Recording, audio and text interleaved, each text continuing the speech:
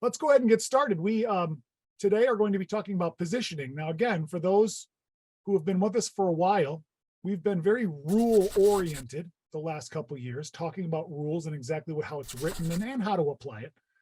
And this year I wanted to talk more about positioning and angles and mechanics and primary areas and things like that. So that's what we're going to attempt to do today. And I hope we are successful. Hey, Josh. Yeah. This is Tim Cullen. I just read your article in Referee Magazine on know which technical foul result in loss of the coaching box. It was really good. Good job. When did that get published? I didn't even know that got published. I just read it. It's in November. Nice. Let's see. Thank you.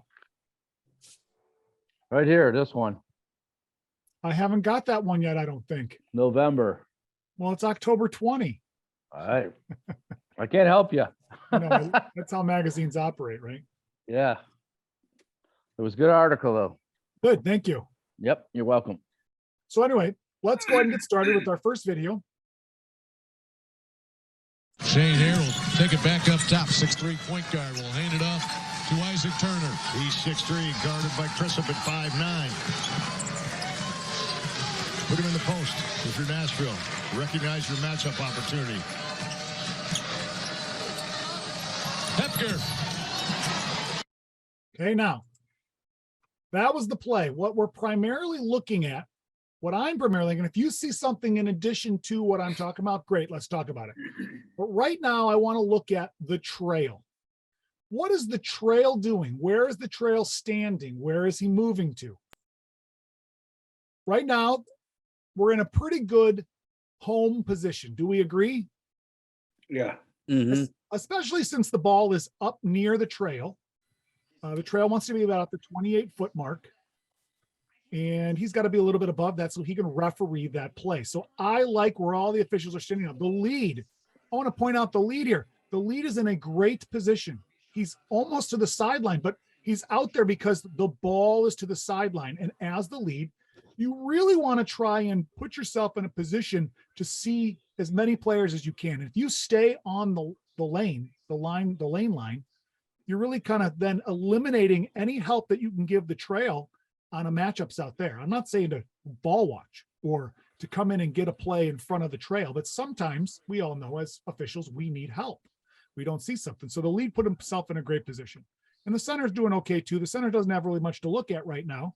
He just has a couple guys in his primary all on the same team. So the action is front of the trail. Now he's got a good angle. Do we all agree with that? Yes. You can see right in between those two players. And that is key. When it comes to officiating any play, you really want to see in between the players. So you got to put yourself in a position to do that. As the play progresses, he kind of scoots down into the play, but that's not a very good angle. Do we all see that? He just took this great angle that he had and he made it smaller by moving into the play. Correct. Know where your matchup is. Now the ball swings back over and it goes back up top. Okay, I'm okay with that. Right now, again, as I said, we're all in our home positions primarily, and we got a nice triangle working. We all have a different angle. We can all see all the players. I think this is very good. But then the trail moves down about as far as the center. Now, I know the IHSA and some of the other state associations are starting to talk about the trail needs to work in closer. Okay, so I made this video before they started talking about that. So I can understand why this official came down, because they say, come down, you want to officiate the play, but where is the play right now? On the C side. Other side. Yeah, does C the is trail, primary. is the trail coming down to really put himself in a position to see any action? No, he's kind of straight lining himself. Kind of straight lining himself. You still have to, even though they want you to come down into the play, you still have to position yourself to see the action, and primarily the action in your primary coverage area. So I don't think he needed to move all the way down this far. He could have come inside the 28-foot mark, but by coming that far down, I think he took away a good look that he can to help. Ball comes back over. and he moves back out. And I think he moves back out and gets another look. But so we all see that. Yes. Yes. We all kind of understand the thought process behind why we want to move in closer to the play. It's not just to move in closer.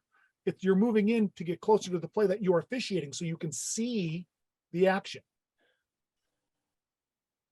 All right. Any questions?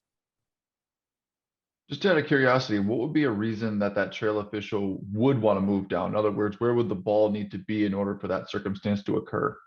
I would say closer into the lane, because there's usually a lot of action that happens in the lane, or not necessarily even the ball, but let's say you've got two post players that are down there kind of banging, and he wants to come down to help out with that because the lead can get it, but it's better to have 4 sets of eyes on that kind of stuff than it is to have just the 2. So I think that's more what we're looking for, and not necessarily the ball in the matchup, but the extracurricular stuff of the non-ball handling players. That help? Got it. Yeah, thanks.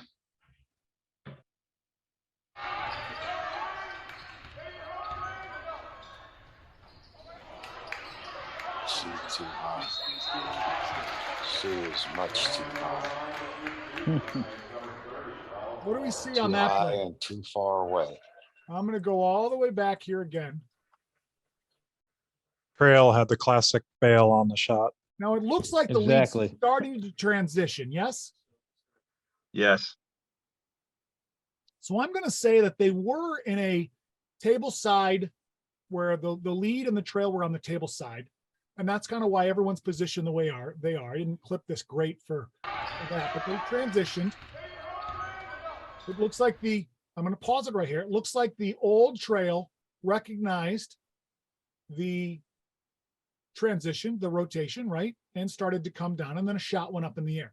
When a shot goes up in the air, what do we need to do as officials? Freeze.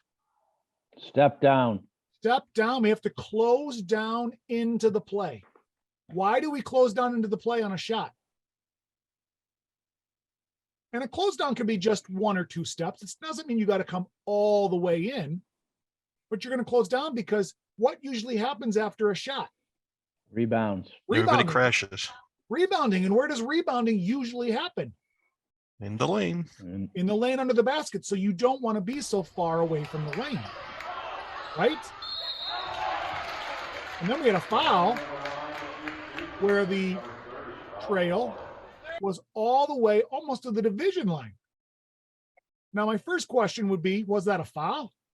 Mm, Well, the trail has no clue because he was so far away, right? His position was so far away from the play, he was guessing. Maybe in his mind, he didn't think he was guessing, but he was because he couldn't see. And who is the closest to that play?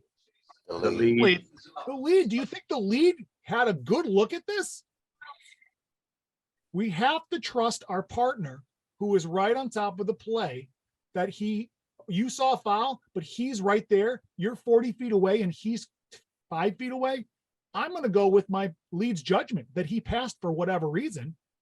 And even if I'm right in front of a coach and the coach yells at me, I'm going to say, Coach, he was right there. He had the best look. Right? Okay, so foul or no foul, we're too far away from the play. Let's move back and take a look at the center. We need to recognize that a shot is going in. Now, first of all, this is what we're talking about. This is a new mechanic they're going to start implementing. I'm going to back up just a bit. We see the play. We see the play right in front of us as the trail or the new trail. I'm going to say that the rotation has occurred. And then the ball gets passed down. This is where they want the trail to start closing in a little. Because you can say, well, then I'm going to be inside those players right there. Yeah, but are those players really doing anything? And if you're just inside those players, do you think you're not going to see what they're doing to each other? Does anybody think they can't see that if they move down further? no, I think he can see it better if he moves down further. He could see them out of their peripheral if he's not looking at it, but because he's right there next to him, but he needs to move closer because the ball now dictates you got to come down because it looks like I might shoot the ball. And if I shoot the ball, what's going to happen? There's going to be some rebounding. We need to be on top of it. We don't want to call it from 40 feet away. Now, Josh, are you comfortable with where the lead is? Because I think he should have taken a step back towards, Towards the F and fighting. yeah. Yeah, I would have liked to see him. Now, usually on a shot, the trail and the lead close down, as we're suggesting here. I don't know if you saw the movement of the. Yeah. He moved right. They got to close down just a step or two, but usually then the lead needs to open up, which means move away from the play just a step or two. Because if you're opening up at lead, you are now increasing your angle to see more players. Yeah, because it looks like he's trying to see through 14 here. And it looks like he froze because he knows something's going up and he doesn't want to be moving while the play happens. And I think that's good. We don't really want to be moving down the floor, but when you're the lead, you can move to get a better position. I'm wondering, are we comfortable with all three officials watching that shot go up? Well, I mean, that's Does the where all center the watch? players are, except for two players, and they're both on the same team. So I would think they should all be looking there. I'll address that in just a second because I just want to finish this video out. If we have the foul that the trail calls, if he had closed down and stayed there, doesn't that look way better? Yeah. Where he's at. And if he hustles in just like he did, if he hustles in from that position, now he's practically in the lane and everyone goes, oh, wow, he was right there. He got it. He saw it. I think he might have still been behind the play, but at least he would be closer, to it. But it'd be better making that call from, like you say, from 15 than from 25 or 30 feet away. He would definitely be closer. So when he blows his whistle and hustles in, as we're supposed to do, when we blow a foul or violation, we're supposed to move toward the foul and the violation. And then if you move in and now you're only 10 feet away, boy, that looks great. That looks like you are on top of the play. You really got it. You saw it. When you're 40 feet away and you come in and you even got to take a few steps to get in, you get in there. People sometimes can question, what did you see it right? Especially when the lead is right in front of it. I didn't see who he called the foul on because it did look like 24 was behind him and actually wrapped him up. Who did he call the foul on? Did he call it on the 34 making the block or on 24? I don't think I caught that. And that's possible. Now, I say this every meeting, and I'm going to say it again right now. I am not questioning this official making a foul call because I don't know what he saw. I don't know what he's looking at. I don't know what he called. I don't see what he's reporting. All I can say is I'm looking at the ball getting blocked, and that's what I'm going to talk about. And I'm going to talk about his positioning. Again, we can say whether an official got a call right or wrong, but it's not about, oh, well, that official's terrible. How could he get that wrong? Well, a lot of things play into a game, right? Context of a game is terribly important when calling or not calling fouls. I've passed on lots of fouls that are fouls. And when you get the video, you say, how can you not call that? Well, the score was 30-3, or they'd been banging all night, or they've been angels all night, or whatever it may be. And the context of the game helps give reasons as to why they did or did not call. So let's talk about, what was the question on, is it okay that they're all looking at that shot? I personally think it's fine because the two people on the outside are all on the offensive plays and everyone else is in the paint almost. Right. And so who's watching the ball right now? The ball just gets passed in. Who's watching the ball? Well, that's the lead. Okay, so the lead's got the ball. The trail is kind of watching the ball because it just left this area. So he's aware that it's there. And he sees the two other matchups straight across from him. I know it doesn't look like he's looking there, but that's what he should be looking at. And the center are watching all the guys in his area, right, that aren't in the lane. Right. But they're not really doing anything either. So he's ball aware. They're all aware. If you're on the court and you're so focused on your primary area, not knowing where the ball is, then you need to reevaluate how you officiate, because we always need to be ball aware. You should always know where the ball is, because when the ball comes into your area, you can't be surprised. You need to know that it's coming, what's happening. So I'm not saying ball watch, What I'm saying is Yeah. know where the ball is. So since they do know where the ball is, they're all ball aware. They all see that the play is moving in and a shot goes up. Then what happens? Look at all the players crash in.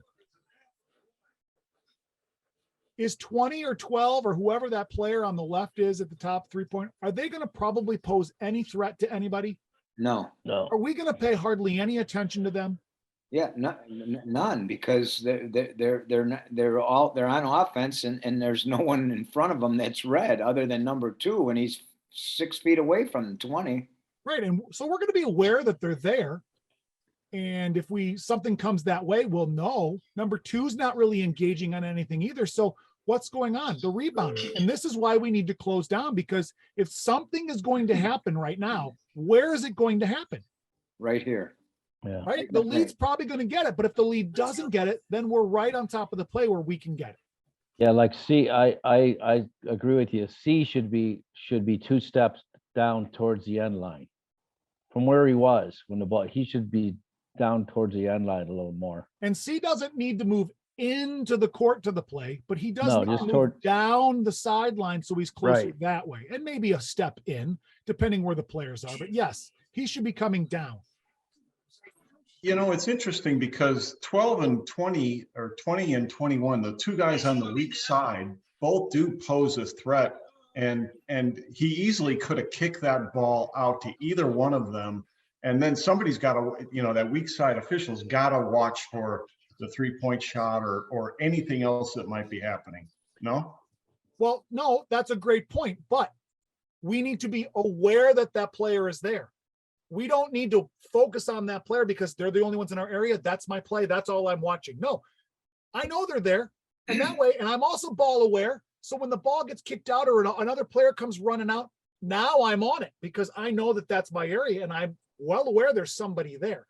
But what I'm saying is we don't need to focus on that when he's by himself, when all the action is going on in the middle, right? So then as it starts to come out, we can then assume our regular areas and help pick that up.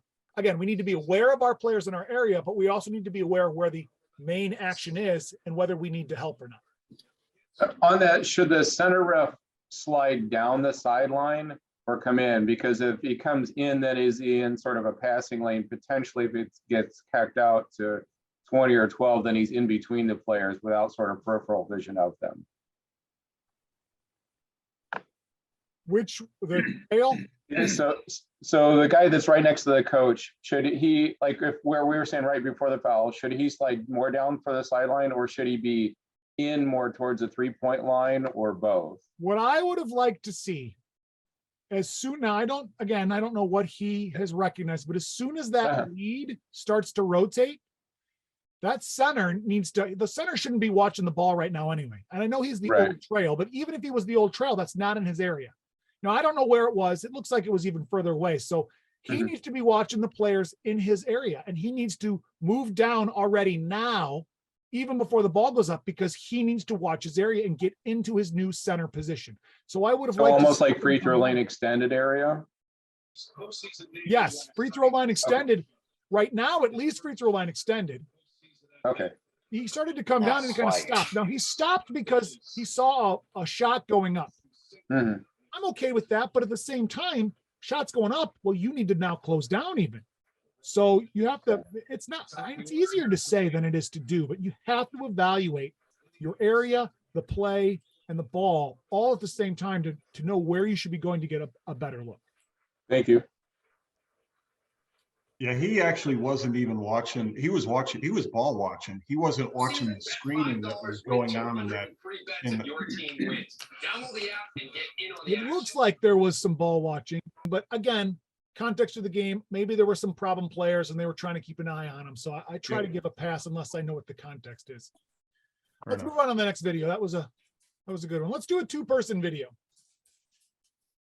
This kind of goes along with what we were talking about as far as closing down. It is not a 3-person principle. It applies at both the 2-person and the 3-person mechanics.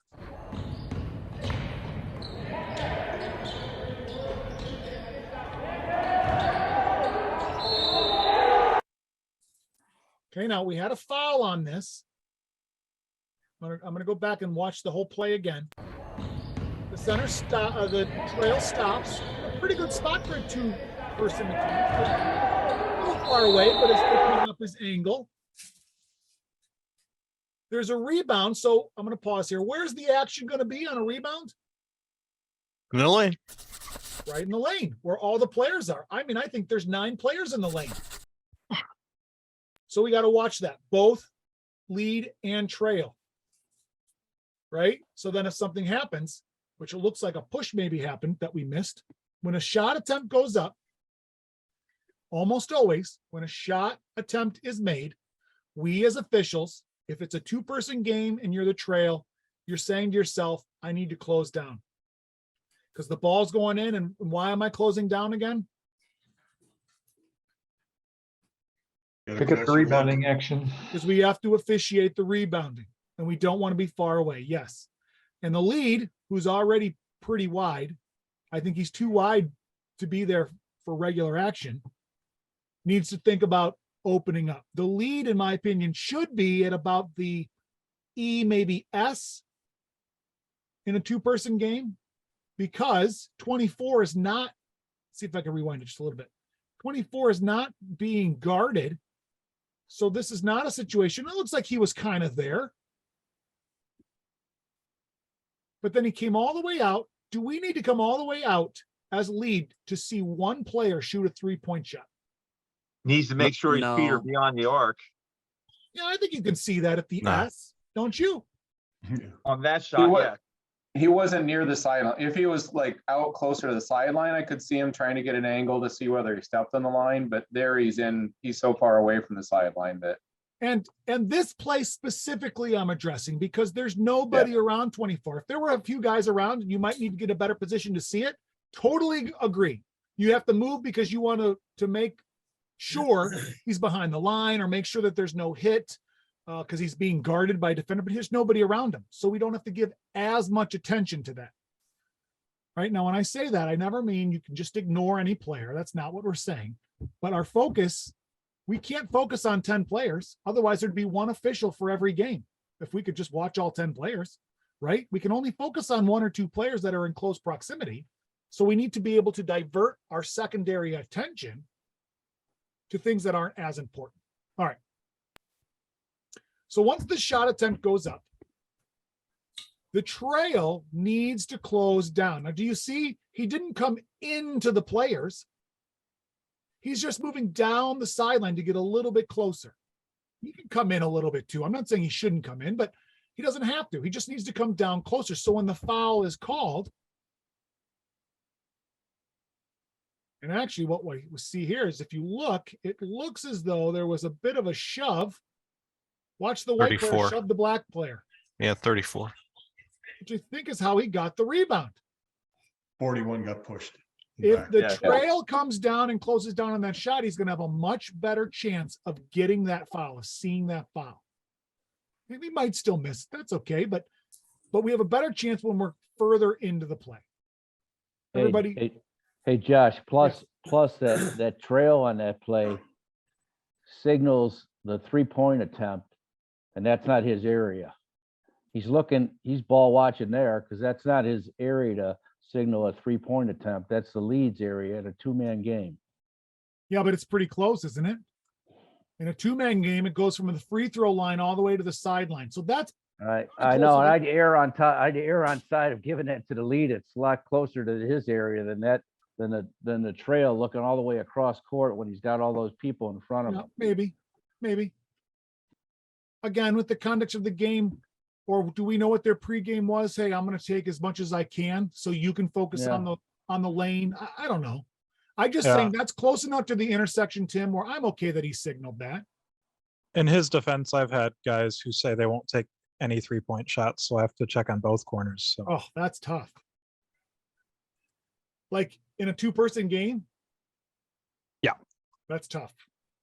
There's no way, or very short probability that you could see down in that corner if your partner says he's not going to call any of them. I guess we got to do what we got to do. All right, so we understand the closed down system philosophy, yes? Yep.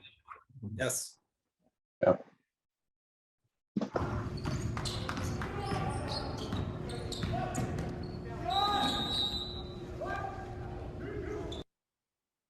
Okay, we saw the play, right? 3-person game again, back to 3-person.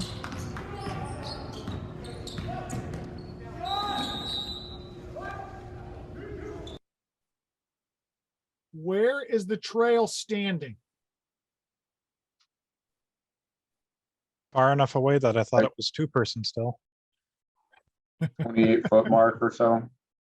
So I let this play already, but you have to recognize the ball is moving in toward the paint. And even though it doesn't look like he's driving into the lane, look at all that space between the trail and the players.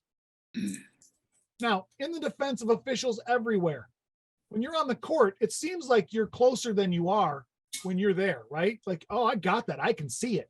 But the video looks like you are so far away, and really you are. If you just close down, as I say here, just a little bit, that's probably too far, maybe into here as the ball's coming in, you're going to be much better off when you, if and when you see a foul.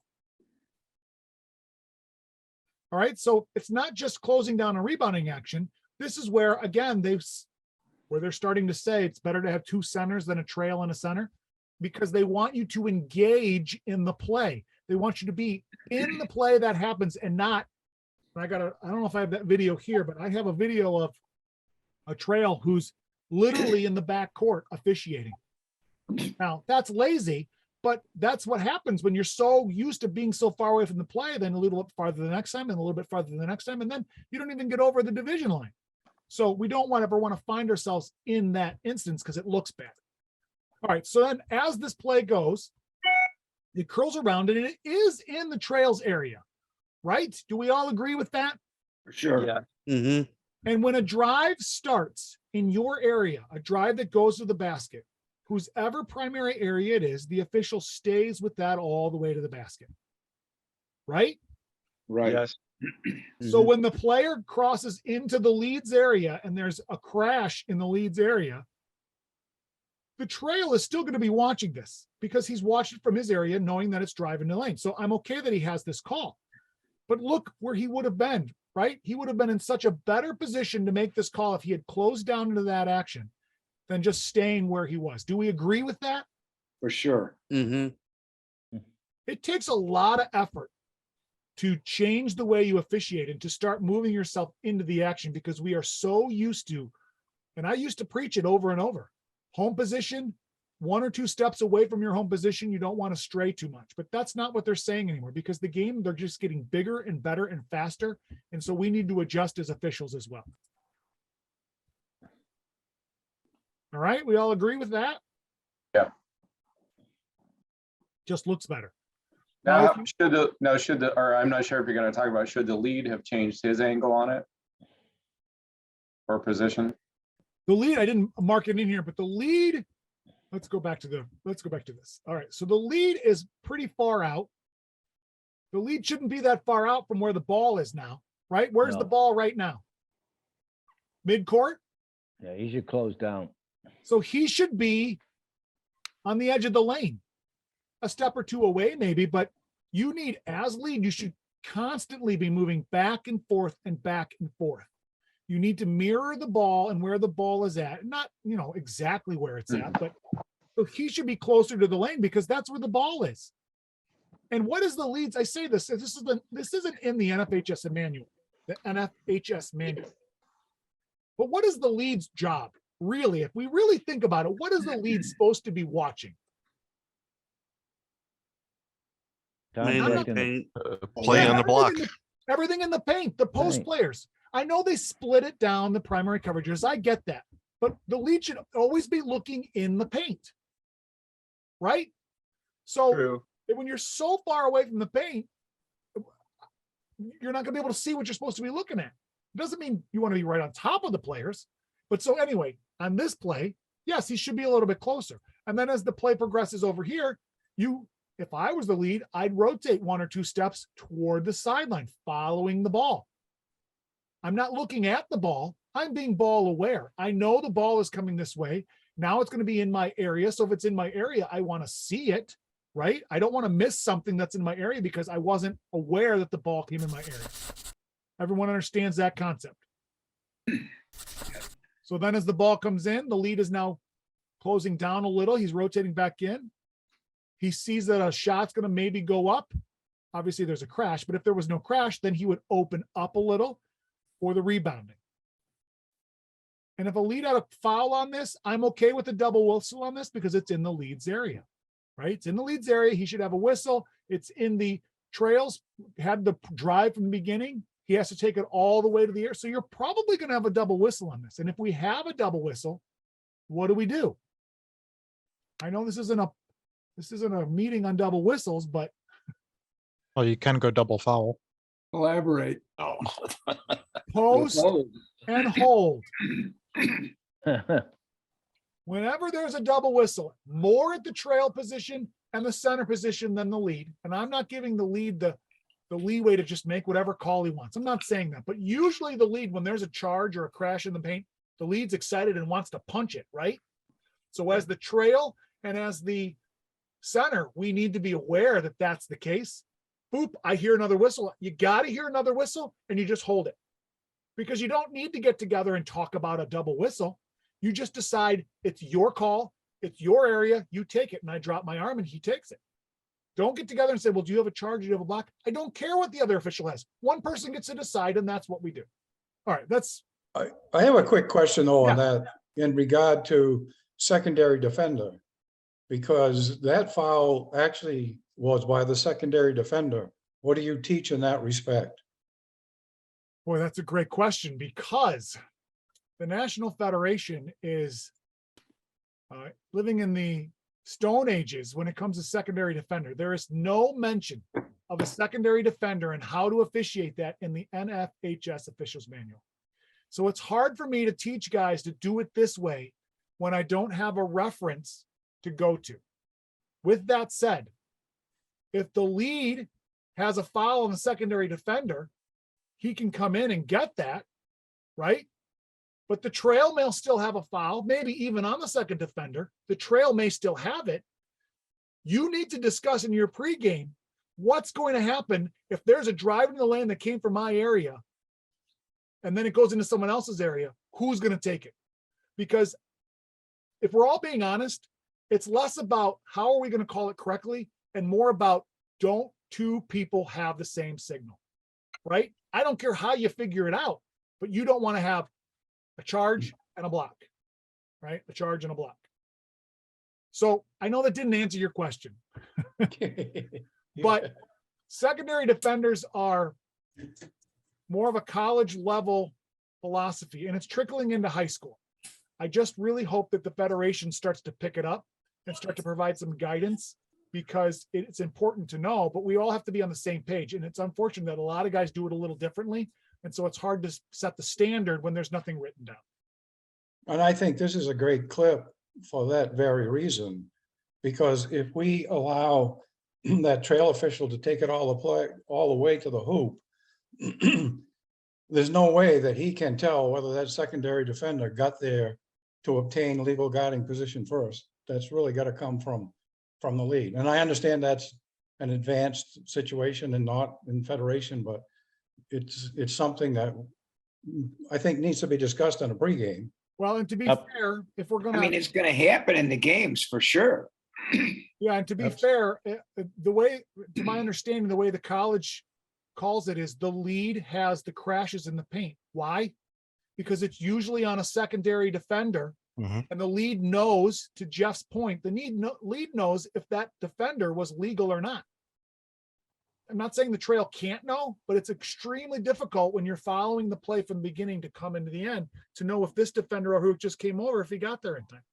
So, and that's why if you are the trail or the center and you blow your whistle on a double whistle on those, you're the one who's going to post and hold, because the lead probably has the best information on that defender and what happened. I think you said earlier, Josh, closely guarded, drive to the basket, referee the defense, and that's what lead has the ability to do that trail does not. Right. Right. And again, if there's a foul and there's only one whistle, then you just take it and you make your call. But if there's two, we should really defer to whoever has the most information. But I'm not suggesting get together. That looks terrible in my opinion. When you have a regular foul, yes, it's a block charge, and you get together and you talk about it, and then you took 10, 15, 20 seconds to figure it out. Coaches think you don't know what you're doing. You got to make that decision. You got to know who's going to take it, who's going to make it, and then you go with it. Well, it's like you said, it's all about having a good pregame about that, for sure. Right. So you need to know, right? In your pregame, you really have to discuss that. All right. Let's see. How about this one? If I could real quick. Yes. You were really gentle, but I'm with my approach, I'm just kind of stunned that the lead doesn't have a whistle on that. It's like, you should see that secondary defender coming a mile away. Oh, yeah. You should be ready for that play and just be licking your chops to make it. So it's kind of disappointing. And But again, if they don't have that philosophy, I guess I understand the way you explain that. well, that's true. And you also, again, you're right. I'm gentle, but I do it for a reason, because I don't know the context of that game. I don't know what happened. And we all can say, watching the video, holy cow, how did you not get that? But there might be a reason for it. I didn't talk to the official on the game. I'm not going to, say, how dare he? I don't know the context. I'm just going to evaluate the play on what we see. All right. Hey, Josh. Yeah. I can't leave that without asking the question. I know we're talking about positioning this hour, but I don't follow what I saw and what you guys are saying. Was he too far under the basket to get a charge? Is that why? No. Because he was certainly there. The lead? He was vertical. Oh, you mean the player? Why was it a charge and not a block? No, he called a block. He called a block. He called a block, Josh. He called a That's block. my question. From what I saw, he was there and he was far enough outside, not underneath the basket. The guy just It should have been a charge. That's a charge. Right, That's a 'cause I charge. thought it was a charge, but That's a charge all day long, Josh. Okay, thank you. Yeah, that's what I thought as well. The way the conversation was going, it sounded like it was kind of the opposite, and I thought so too. Okay. Yeah, and you're right, Paul. This isn't a meeting on the rule. It's more about the positioning, but we probably should mention what we think it is. I just don't want to get sidetracked. Yeah, Start talking I'm about the sorry. block charge. Yeah, no, I thought that was a charge, but again, Trail called it. So, all right. Yeah, and he called a block. He called a block. And that's to Jacob's point. All right, let's watch this one. Another 3-person game. Anything worth talking about on this clip? Not yet. The lead's ball watching, it looks like. At least it looked like it initially. Now he changed his angle, but it looked like he was kind of ball watching. All right, so it's a throw in, yes? Yeah. Mm-hmm. And it looks like the Trail is bouncing the ball, which let's talk about that first. I didn't mark this in here, but the Trail is going to bounce the ball. Why is the Trail so close to the player? Can he not bounce it a little bit further? Sure. Sure. You want to try and get as far out as you can, because if that ball is tipped or stolen and it goes the other way, I guarantee you are going to get beat where you are standing right now. Guarantee it. And you don't want to get beat. In the same respects, I think the center's in a great position where the Trail should be. Yes? Shouldn't the Trail be out that far? Yeah, for sure. Which means, why is the center standing out that far? He don't know. shouldn't be. Right? Especially on the beginning of a throw-in, and it's in the front court. It's not going the other way. It's going to stay right where it's at. So the center needs to move down to free throw line extended and just be ready in his home position for the throw-in. We're all on the same page so far, yes? Yeah. Yes. Yep. All right. All right, so now as the ball is passed in, and the Trail does a nice job of backing away, so that's okay. The center ends up getting into the right position. Great. All right, so now he's there, but we want to stay there, because is there anything we should be watching at this point as center in our area? I mean, there's nothing in his area other than 34. 34 is all by himself, and 34 looks like he's hoping he might even just get the ball, right? Right, right. So there's nothing to watch, which means we can divert our attention into the lane, which there's nothing in the lane either, right? Right. So center is watching nothing right now. And that is okay because there is nothing for him to watch.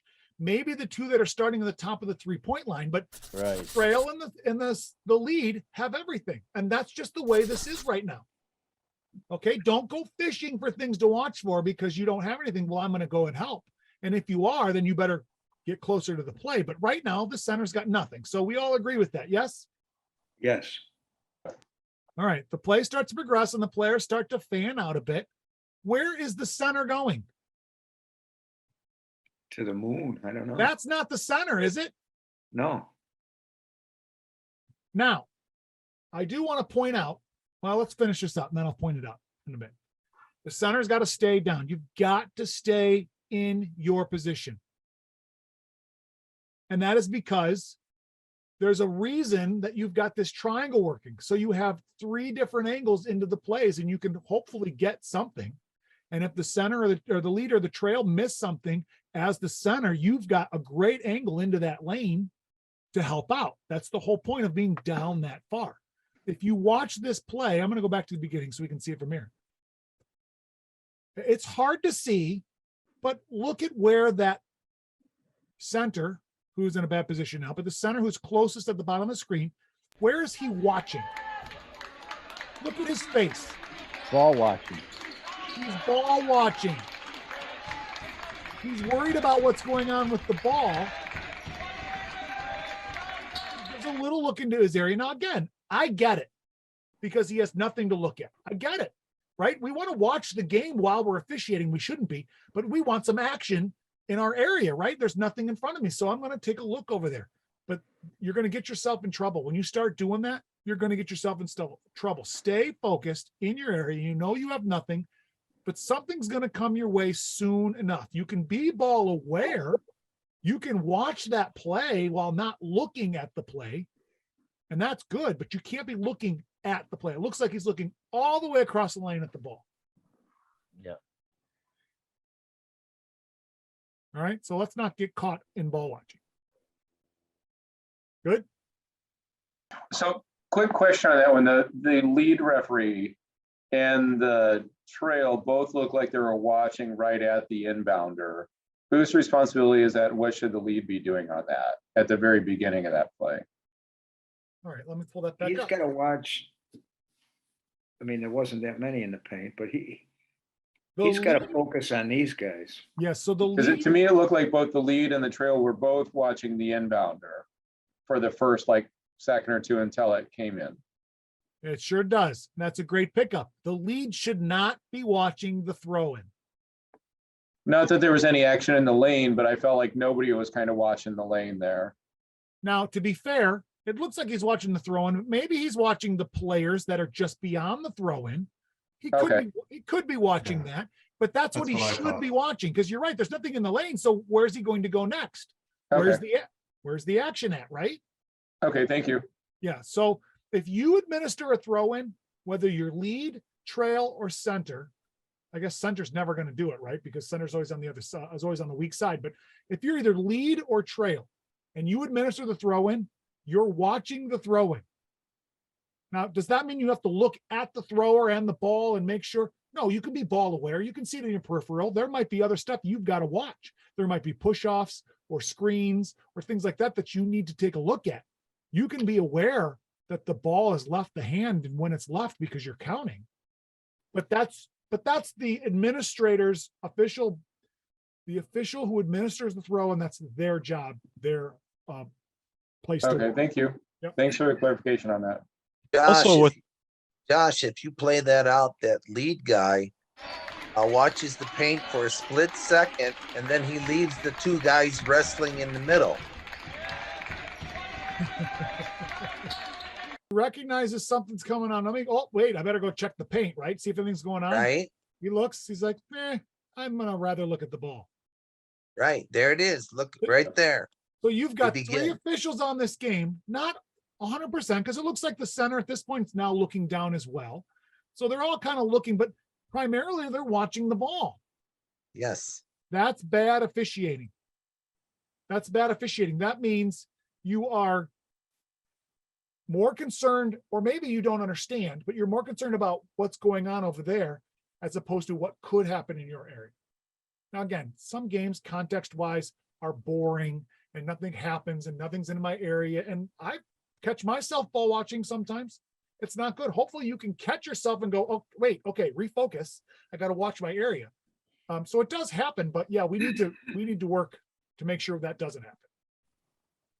Well, that game was 17-28 in the third quarter. So there's that. So it's not a blowout. No. I just had one more thing on that last one. Yeah, go ahead.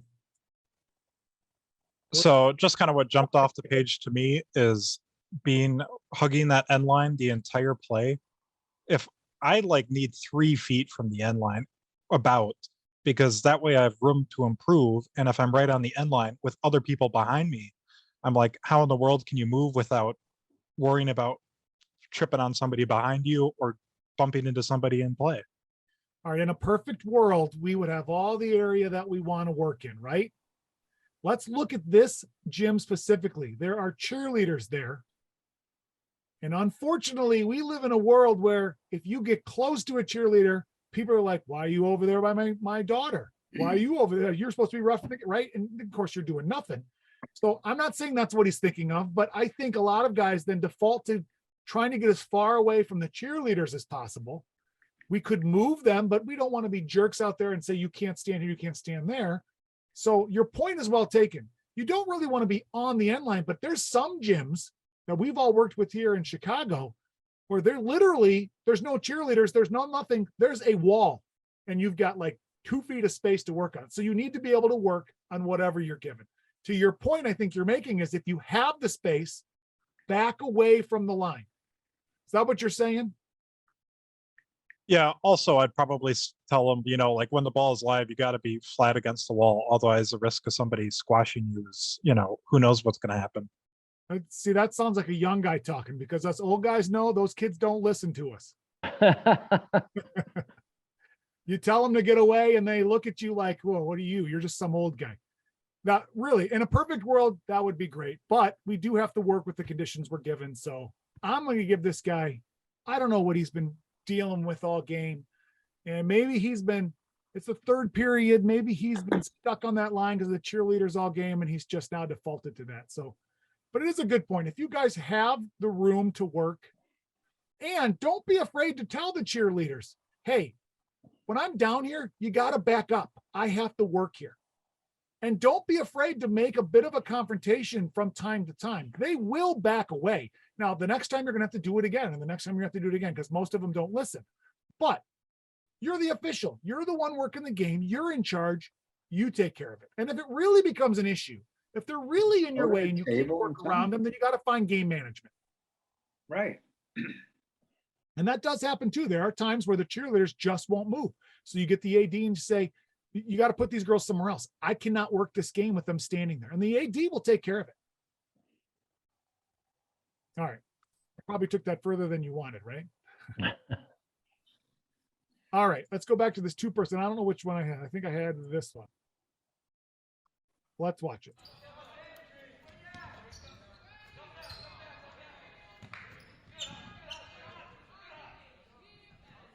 Oh, no, yeah.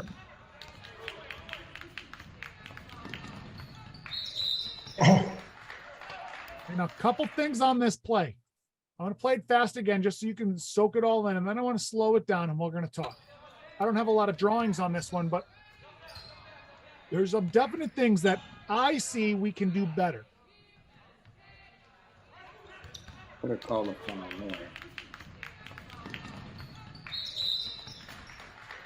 I mean, he's not even at the half court line and he's calling a foul. That's just not good. All right, let's start on this end, Michael. Okay. All right. And we're going to get to that one. First of all, the ball gets kind of loose here. The official starts to adjust a little bit and sees the ball coming his way and freezes. I don't like that. I've done it myself. There's times where you say, I don't want to miss it. I'm going to stay right here. We've got to move a little. He's got lots of room to work. Move backward.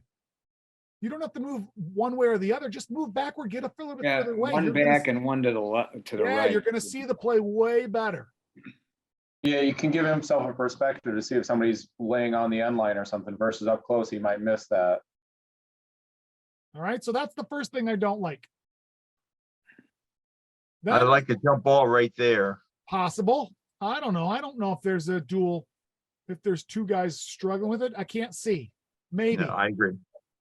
No, Maybe. I don't think it's any jump ball yet, but Could White's be a all over foul. the red. Could be a foul. Does his knee Yeah. on him? Did he get White, on top yeah. of him? Right? That could be something there. But I know he's too close to the play, but the lead is right there. I'm going to trust that the lead saw or didn't see anything, so he let it play on. All right? I'm okay with that. As the play progresses, now we go to the other end. Gets out of the way. And it's going to speed up here in just a second. All right, now we go to the other end. I'm not going to fault the new lead for being behind the play because these kids are fast. It was kind of stolen, went the other way. There's no way we're going to get down there. Some of us may. The younger you are, the faster you are. But as old guys, we need to know we're going to get beat. I'm stopping right there. As an official, I'm stopping and I'm going to officiate from behind the play. You're going to get a better look at what's going on, maybe even a step or two before that, because you have to anticipate when that shot's going to go up, right? Now, clearly he got fouled. I thought it was a great call. He got fouled. He made the call. The lead did. But what don't I like about this? Michael, you alluded to it. Watch the new trail. Why does the new trail have a foul? He should not be blowing his whistle at all. Now, if you see a foul that is clear as day that grandma saw in the stands way up above, and your partner doesn't blow his whistle, I'm still going to think about not calling it because I'm 50 feet away and I don't really know what I'm guessing, right? But if you think it's blatant and you got to come and get it, that's fine. But you got to allow your partner the chance to make that call, which he did. He was on top of it. Trust your partner. Don't make a call from 50 feet away. We all agree with that? Yes. For sure. Absolutely. One more thing I want to point out. I didn't mark this out, but I just saw it now. Ball gets stuck over here. Okay. Wait, it's going, it's going. What is the trail doing? Can the trail do anything effectively where he's standing? No. No. And I get the fact that that's your position. You're supposed to stay there, but that's what we're teaching now is you can't just stand where you're supposed to stand. You got to engage yourself in the play. Take a step. This is where you are allowed to step in, probably almost up to the lane. Right here, right? Especially in a two-person game, you have to help your partner. You're going to see all the stuff from behind that the lead cannot see. And if someone comes in and hits him with a knee or an arm or, God forbid, a punch is thrown and the lead is blocked out because he has all the players in front of him, you as the trail have got to get that. So Right? would you say to come to the outside of the top of the key here, right? I would go all the way up to the 3-point line. Yeah. Okay. Yeah. Yeah. So Maybe 3-point not- line top of key or like, Right where the arc is. Yeah. I would say Okay. 3-point line right where the semicircle of the free throw lane line also. I would come in that far. Okay. Okay. Yeah. All right. And again, you can come in and if you're only there for even a second because then the ball starts to transition somewhere else, then you just back out or you run out or whatever you need to do. It's not that difficult to move quickly, especially when there's no one around you. Yeah, plus, like you're saying, there's 8 guys in front of the lead there. Yeah, So that trail definitely needs to help out. that is unfair to make the lead watch all of that stuff. All right, one more video and then I'll let you guys go. Maybe I'll play 2. I always say 1 and then I always end up playing 2. All right.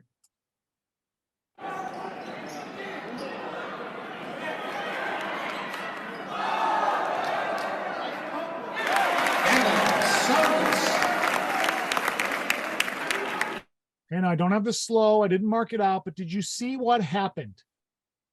Watch the lead now. I want you to watch. Don't look at the trail. Yeah, he moved out. I thought he did a good job of moving out on the shot. Yeah, don't look at the trail because we all know the trail shouldn't be standing there, right?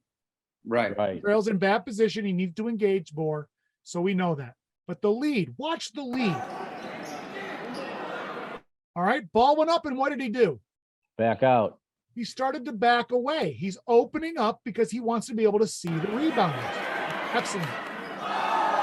Okay, now there's another shot. It's on the center side. Watching, and then you see him jut over. Yeah, he shouldn't have done that. No, what's No, he that's doing? a good play. I was That's a gonna say, good that's play. a good spot. That's a good move. Come on, here we go. It's stuck. All right. If he stays here, what does he see? Nothing. He's stacked. He's stacked. He can't see through all those players. Now, I get it. The center, it's his center's area, but maybe the center will need some help. Yeah, right? they're both kind of, Yeah, the center can move up slightly to get a little better angle, but then the lead recognizes, holy crap, they're rebounding here. He's going to go up again. I better come and get a better angle to look. The worst thing is the trail is still at mid-court. Look at him. There was nobody beyond at one point, nobody above the free throw line, and he's at mid-court. The trail was in a bad position. The trail wasn't engaged in the game. And again, we've all been there. And unfortunately, we've been taught many a time, stay in trail. Don't come too far down. You come too far down, you're going to be a center. You don't want two centers. And now they're saying, no, you need to come down. So when you tell somebody that, then you stay there and you're stagnant and you're watching. And like I said, there's lots of times I've seen video of myself and I'm like, why am I so far away from the play? But I remember reffing the game like, no, I could see great. I saw everything. So a lot of it's perception. And unfortunately, a lot of what we do is based on perception, right? The optics of things. For sure. And so we need to just put ourselves in a better position. And if we come down 3 feet closer, we are going to get a better look. We're going to be closer to be able to see it better. And we're going to look better on video. We don't ref for video, but boy, that sure helps to make you look good. All right. I'm going to play one more video. This wasn't really planned, but I was going through some stuff and this is not a positioning video. All right, grand finale. All right. Just watch this. It's a COVID year, but watch this. Did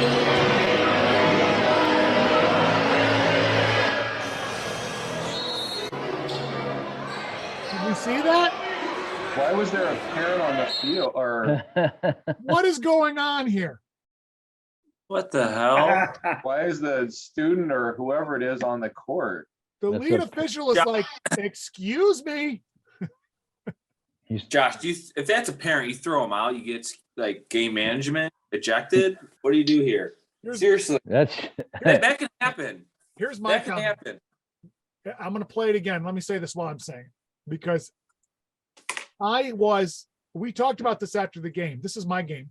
If you didn't recognize, that's me on the end line. That's you. That's you, Josh. That was you, Josh. And I am literally flabbergasted. First of all, that there is a parent. It was a man. It wasn't a kid.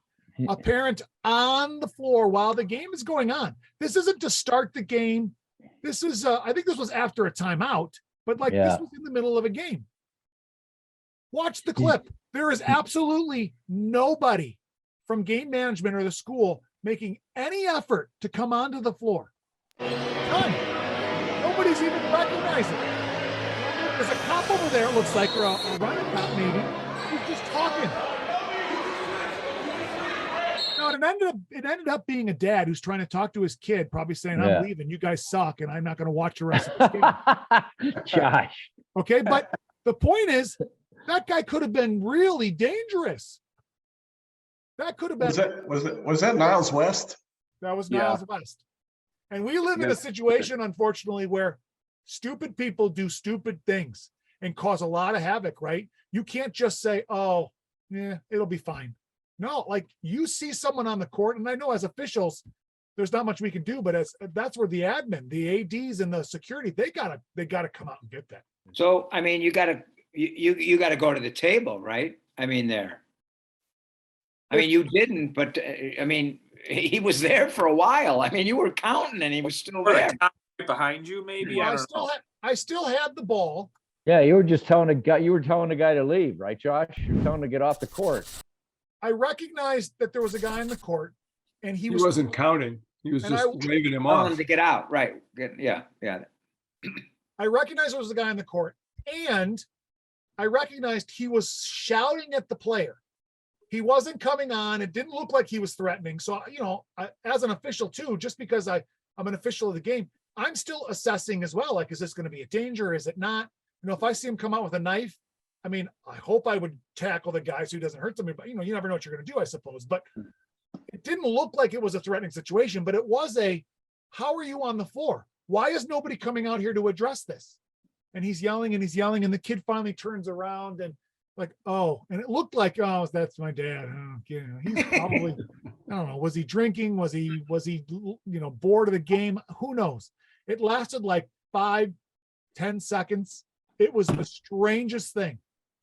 But that's where, when you see these points of emphasis from the NFHS about game management, that's where game management has to step in, because we as officials can't really do much. But so, I mean, okay, but we can't do much, but something had, I mean, like you say, I mean, he could have been drunk, or he could have been, who knows, right? So do you go to the table there? That's what I'm saying. I don't know. In that situation, I know it's game management, but it did happen fast. I mean, maybe they're somewhere and they can't get there that quick. In that situation, no, because it happened fast. He was on, it was longer than I liked, but then he got off. But if they don't come off, or if they continue to, then yes, you got to find security or find an AD or do something, because you obviously can't play with someone on the floor. Right. I really would say and hope most of us, if we noticed there was a gun or a knife or something that was threatening, that we would step in to try and protect the players, because even though that's not our job as adults, I'm not just going to say even as men, as adults, we need to protect children, and we don't want that to happen as well. So if you read that it's threatening, don't wait for an administrator to come out and help. If you think it's going to be bad, you got to do something. Now, self-preservation, I get that. If you want to, don't want to get shot yourself, I get all that.